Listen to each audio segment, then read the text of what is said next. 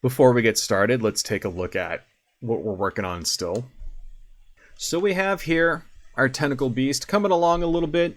Sometimes it's better not to have too much detail because then it sort of overloads it. I do have a problem with that, by the way. I tend to add way too much detail that is just not necessary, so some things I'm trying to improve on myself. So what I want to talk about here is a video of a guy that you've probably never heard of. His name is Johnny Mcentee. I think that's how you pronounce it. I guess I could look up how to pronounce his name correctly, but I'm not going to because, frankly, the guy's a piece of shit. And what is so shitty about him? Well, why don't I just play the video for you guys? Okay, so this is John Mcentee. Let's see what he has to say. So I always keep this fake Hollywood money in my car. So when a homeless person asks for money, then I give them like a fake $5 bill. So I feel good about myself. They feel good. And then when they go to use it, they get arrested. So I'm actually like helping clean up the community, you know, getting them off the street. Yeah. Now, normally you see bullshit like this all the time on Twitter and on TikTok and whatever. This one stuck out to me. This is particularly disgusting. Now, whether the guy does it or not, I mean, because what we've seen here, some of the reactions that you're getting from people is like, oh, well, this is just a joke. Well, it's kind of a fucked up joke, if you think about it. He's basically joking about defrauding homeless people so that they end up in prison. That's what this guy's joking about, right? Just a fucking disgusting, really horrible fucking thing to joke about. That shit's not funny. We all forget, right, that homeless people are actually people. It's very easy as someone who's middle class with a job and a house and a roof over our head or whatever, and a kitchen full of food and a toilet and a bathroom that works that we can use at any given time. It's very easy to just ignore the plight of somebody who has less than you, especially if you've never experienced that yourself, or you've never had friends that have experienced that, or if you've never been poor yourself.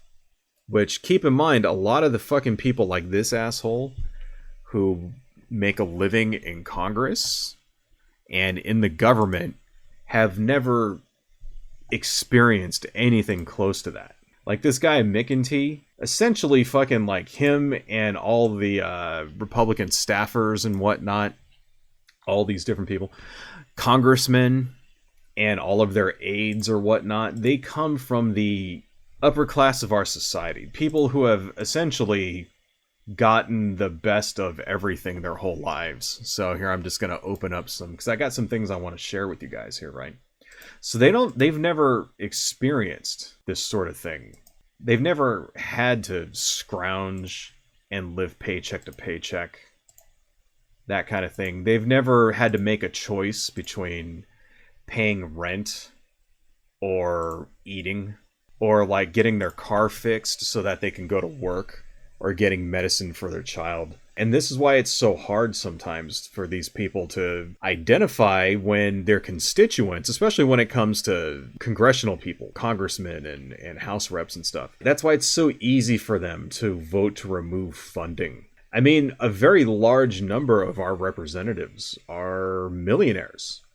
And if they're not millionaires when they get elected, they become millionaires afterwards through shady dealings and insider trading and stuff. Because, you know, that kind of thing is legal when you're a congressman. I don't know if you guys know that. It is 100% legal for a congressman to engage in insider trading. Anywhere, like if you were to do that anywhere else, you would go to prison. But not if you're a congressman. Just look at Nancy Pelosi. The thing is, right, we put up with it in our society. We put up with that. And the expectation is that, well, this class of people, they're there to serve us. Like, we put up with these people having all of the money and all of the power with the expectation that they're going to make decisions in our favor, that they're going to run the government according to the will of the people, the will of their constituents, that they're going to make decisions that are in our best interest. That's what representative democracy is about. And when you see somebody like this just rub it in your face that, no, we're not going to do that, it kind of hits home really hard. It really brings that class struggle to the forefront. And is it any wonder why young kids today don't vote? Like, why would you vote if you knew that this was the kind of douchebag who was going to be making decisions? Why would you participate in the political process so that you can empower some asshole like this to laugh at you and the suffering of your friends and your family and your neighbors as he fucking cracks jokes about sending them to prison to clean up the streets?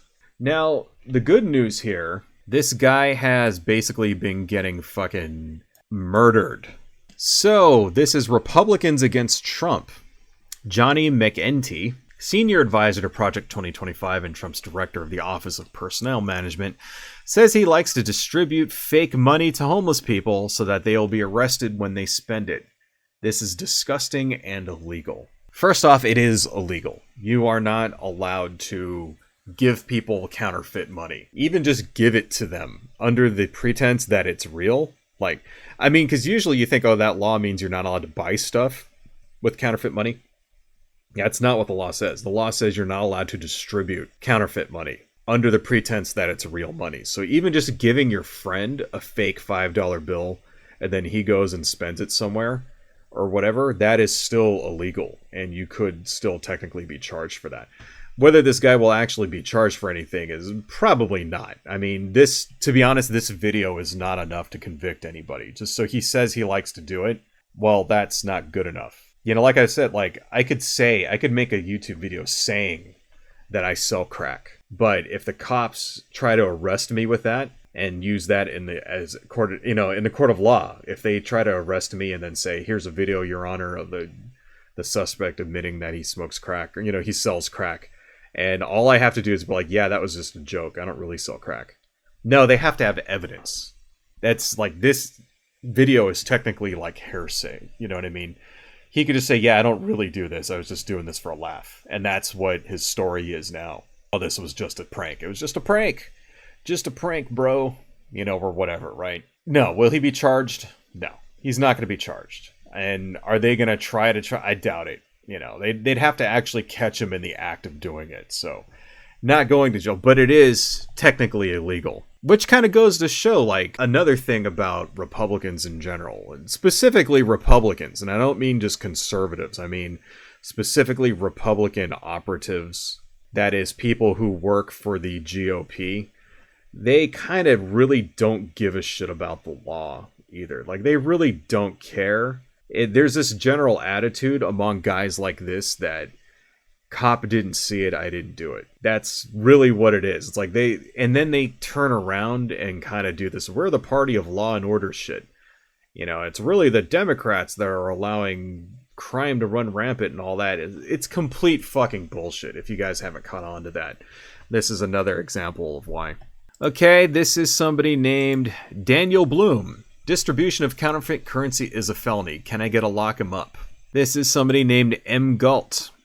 Please punish this guy. Passing fake money to people could not only get them arrested, it could get them killed. George Floyd may not have known he used a counterfeit bill and he died for it. That's true, by the way. That's the reason why the police detained and ultimately murdered George Floyd, because he supposedly bought something with a phony 20, and that's why they were supposedly there in the first place. And then, one thing led to another, and a casual encounter with a cop that should have just gone off with a ticket or something ended up being the spark which ignited a movement and got George Floyd killed. That's definitely fucking true. So it's like, is this guy really doing that? Then he's putting people in danger. It's fucked up. Moving on, here's someone named Tara Setmeyer, which I think this is maybe a famous person. I think she might actually be a columnist or something like that. What's it say in her thing? Emmy nominated? I don't know, sane conservative, whatever. What a cruel, indecent piece of shit. As someone who helped her mom get a homeless day center off the ground and watched the incredible work her mom did to help countless homeless reunite with their families or get the helping hand they needed to live productive lives. I can't imagine being this awful as a human being, which explains why I'm proudly not MAGA and working so hard to defeat this ilk. Let's read one more. This is from Freddie Lloyd Case. I'm Johnny, is this really heaven? Were those really $5 bills? One thing you may have noticed about all of these tweets here, well, maybe not all of them, but several of them, they've actually come from conservatives, these tweets here. So you're seeing a backlash amongst conservatives and Republicans from this guy specifically. And that makes me feel pretty good. Because you got to remember, conservatives and Republicans are not the same thing. Republicans are a political party. Conservatism is a political ideology. And it just so happens that they mostly overlap. But there are such thing as liberal Republicans. There are such thing as conservative Democrats. You got to remember, one is not necessarily mutually exclusive of the other. So it's good to see that actual Republicans are disgusted by this type of behavior. Because really, more often than not, they look the other way. What did Reagan say? You know, the commandment, the first commandment of the Republican Party is thou shalt not, talk badly of other Republicans. Kind of looks like that rule has gone out the window. And actually, we have Donald Trump to thank for that. Donald Trump was the one who broke the first commandment of the Republican Party like that, just by talking shit about other Republicans and just not giving a fuck. It's good to see some criticism coming from other conservatives. It's like, gee, maybe they've finally broken the fucking spell. Like, maybe the whole cruelty is the point thing is starting to not resonate with these people. And then maybe we can get a sane Republican Party back and actually, like, I don't know, get a working government going. Maybe that might actually happen. I don't know. Maybe not. Now, who exactly is John Mcentee, right? Because you've seen here a couple of times they said he was somebody working on Project 2025, which, for those of you who don't know, when the next Republican president becomes president, whether it's Donald Trump or whether it's somebody else after, that's their plan on how they basically plan on turning the country into a authoritarian hellhole.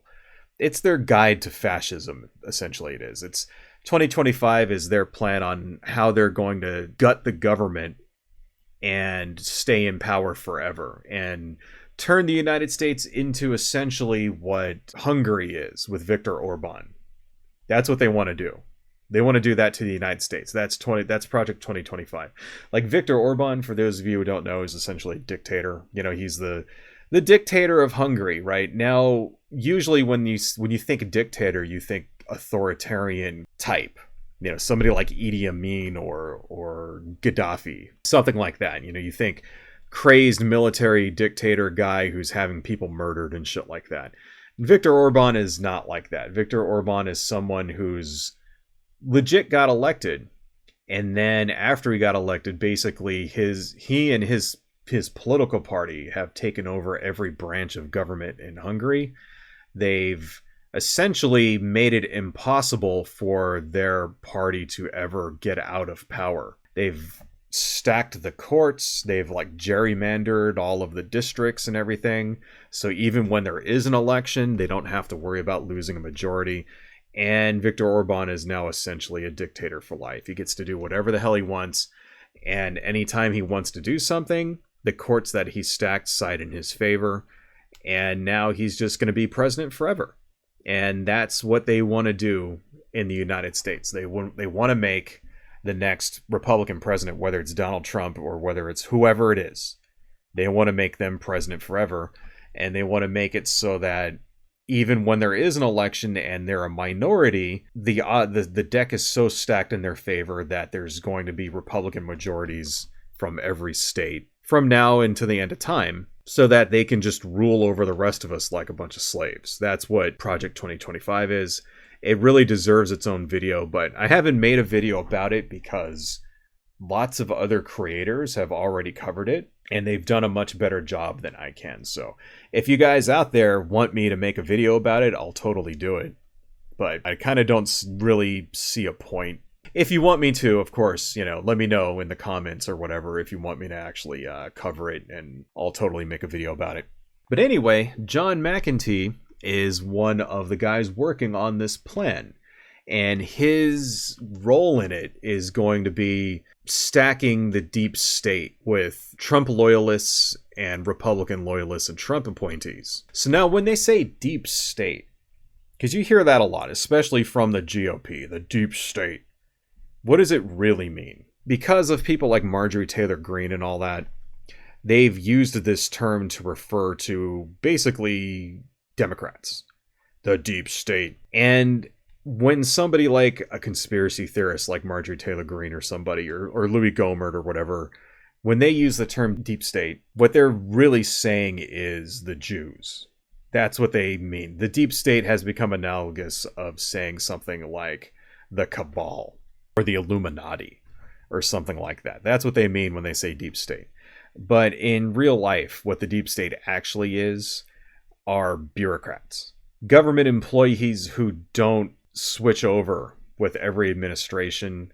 The kind of people like say career employees who stay in a department or something like that for decades. These are the people who actually enact the policy that a president or a senator or whatever enacts into law. So you have a law that says that, say, beef packing plants have to be inspected this many times a year.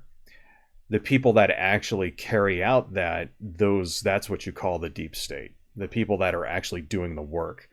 And the way that they carry that policy out can also influence what really goes on in the country. So using, say, the FDA as an example, you could stack the FDA with a bunch of deep state pro-Republican plants who would, say, not do their jobs right. So even if you did pass a law saying, okay, well, all meatpacking plants have to be inspected 5 times per quarter or something like that, and there has to be this type of standard or whatever, all they would do is they would just not enact the law the way it's written in order to give the meatpacking companies a big break. That kind of thing. And that's what they mean by deep state. You have agents inside of agencies that are basically doing the biddings of the corporations and not the people. So that's what this guy's job is. Mcentee, that's going to be his job when the next Republican president becomes president. You know, whatever the next Republican president is elected, he's going to stack all these various government agencies with secret agents from the Heritage Foundation who are then going to pick and choose how regulations are actually enacted. So I've got here, this is an article from citizensforethics.org, and it has a nice little bio on John Mcentee.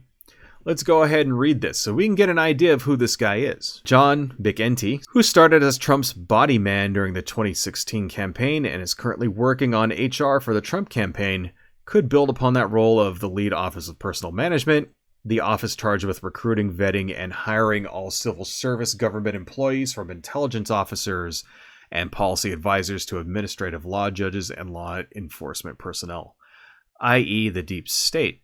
What is body man, by the way? A body man is someone who follows a candidate or a president or a senator around and just gets them whatever they need. Follows him around, makes sure that he gets all of his messages. You know, he's sending messages to other people. He's getting him a Diet Coke when he feels like it. And he's making sure that, in Donald Trump's case, he's giving him shiny things to look at so he doesn't fall asleep during his fucking court trial or whatever. That's what being a body man for Donald Trump is. But essentially like a personal assistant, from my understanding. I could be wrong about that, but that's what I believe that's what body man actually means. Moving on. At the age of 29, Mcentee rose from carrying Trump's suitcase as his personal aide, yeah, see, there you go, and body man, to serving as the director of the White House Presidential Personnel Office, PPO, despite previously being fired by former Chief of Staff John Kelly for failing a security clearance background check. As the director of PPO, Mcentee took it upon himself to ensure that all presidential appointees were sufficiently loyal to Trump, conducting loyalty interviews with employees throughout the federal government and monitoring their social media presence. So this guy spied on people, and he would go through and make sure that you didn't say anything bad about Trump on your Facebook or whatever. That was his fucking job, right? In one case, McEntee's staff brought to White House Chief of Staff Mark Meadows' attention a young assistant at the Department of Housing and Urban Development who was seen as consorting with the enemy by liking a Taylor Swift Instagram post where the singer said vote, in connection to her plans to vote for Joe Biden, despite the fact that 3 million other people also liked this post, or that this woman liked all of Taylor Swift's posts. Kind of sounds a little fascist to me. Think about what that just said, right? What did we just read? This fucking guy is going through every single person's Facebook post, looking at every single post they look at, and firing people if they like something that could possibly be construed as not just anti-Trump, but pro-Democrat. Like, basically, you just read it right there. He, like, tried to get a girl fired for liking a Taylor Swift post. That's the kind of, like, environment that the Republicans are setting up. That's the kind of environment that it is inside of the Trump White House. Think about that shit for a second. Whoever you are out there watching this, if your employer came to you and said, hey, you liked this post on Facebook, what the fuck is this? And the post was Taylor Swift, or just any rock star or band or musician, what would be your reaction to that? Would you want to work there? Is that even right? Should your employer even be doing that? I mean, if it was up to me, I wouldn't even tell my employer my social media. Now, I know I have to because they have a reputation. And nowadays, it's a perfectly legit question. Because they want to make sure that they're not hiring a fucking white supremacist or something. That's the shitty thing that our government believes in. But here's the thing, right? The government is different. The United States government is different. You have a freedom of speech. The United States government is not allowed to fire people because of their political views. I hope whoever that girl was who maybe got canned for that, I hope she sued the government over that. Because if you work for in pretty much any job for the government except the military is the only one where you're allowed to get fired for shit like that. But if you work for the government and they fire you because of some shit you said, that's a lawsuit right there. It's not the same as just like working in the private sector for any given person. Like, no, the White House, the Department of the Interior, whatever the fuck it is you work for, they don't have the liberty to do that. They can't fire somebody for shit that they say politically that isn't like illegal. So I don't know. Am I wrong here? I don't think I am. I'm pretty sure the First Amendment applies. But that's the kind of, but regardless, that's the kind of environment that the Trump people like. I mean, think about that. Like, just, they demand absolute fucking loyalty all the way down to like the shit that you like on fucking Twitter. It's so ridiculous. Let's read a little bit more here. Mcentee took particular interest in hiring for cabinet liaison positions. I always mispronounce that word. Liaison positions. Cabinet liaisons are mid-level positions that are responsible for coordinating messaging among agencies.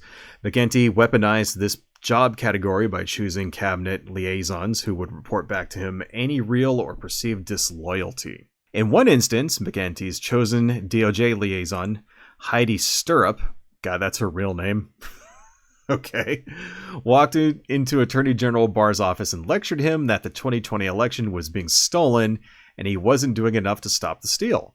Stirrup's behavior was so alarming that DOJ officials worried she might snoop into DOJ investigations and barred her from their offices.